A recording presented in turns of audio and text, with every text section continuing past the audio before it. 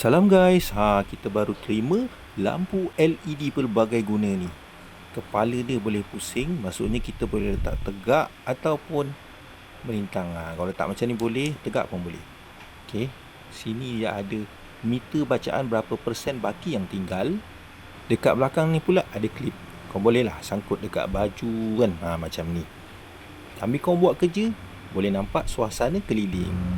Satu lagi, boleh juga kau sangkut dekat kepala topi macam ni dan kau pusing dah dia punya kepala lampu dia ni kan. Ini macam POV sikit lah. Ada juga disediakan lampu kelip-kelip. Dan kalau kata kau tekan lama atas ni, dia akan keluar lampu dekat badan dia. Tekan lagi, warna merah.